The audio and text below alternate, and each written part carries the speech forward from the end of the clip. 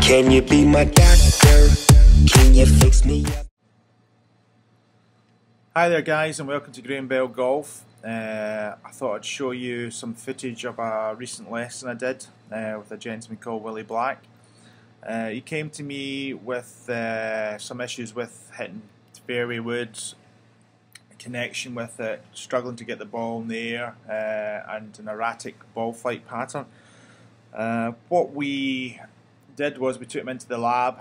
We had a little look on video and just educated him in exactly what are the fundamentals for him to try and strike the golf ball. So if I just simply on the left, this is his old one, and on the right is his new one, his new motion. Now, one on the left, we've just drawn a sort of ring round his head and a line coming down which shows his centre of his body, and as he moves back you can see the big movement off the ball. Head's moved away, centre's moved off the ball. Okay, and he gets to the top, and basically he's moved quite a bit off the ball, probably about a foot, just over a foot. And what happens from there is you can see his head's now backing up, and he's struggling to ever get back to where he was at the address position for his head position. Obviously you need to have your weight more forward. Your impact isn't the same as your address. Your hips are forward and your weight's more forward.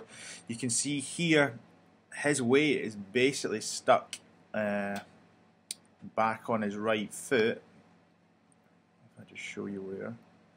So I'd say the vast majority of his weight's probably here, and that's causing the club to have its low point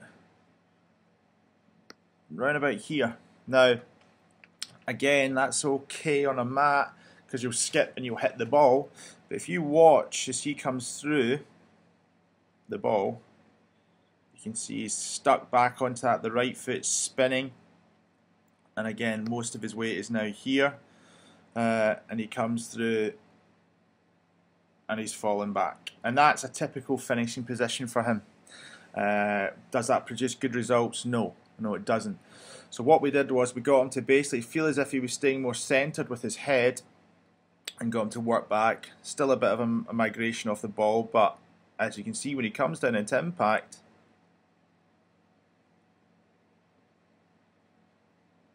you can see his head's nearly where it was, and you'll also see the weight is far more forward. The shaft is leading, and it's almost a continuation of his left arm, and he's presenting the club to the ball in a lot better. His club face is slightly shut at impact, which we would try and get to try and do a wee bit of work on next time. But because he was so far back on his right side going through, his hands would flip. So this is a much more powerful position for him and allows him to present the club to the ball far easier. And all we did was basically tell him to feel more centered with his weight going back. I've talked about this in the last few weeks because I believe it's so important. What would help him even more when he's going back, is we talked about it before, is the straightening of the right leg. If his right leg began to straighten, his shoulders would be allowed to turn a lot more, and he would be able to get a lot more power into shots. For me, that's too much flex in that knee.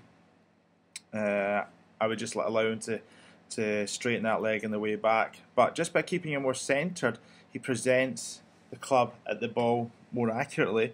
He's going to hit more balls out the center of the club face and higher up the club face, and play better golf. So simple movements produce great results, and that's what it's all about here at Graemebell Golf. So I hope you enjoyed that, and if you've any questions, just get back to me, and enjoy your week. Thank you.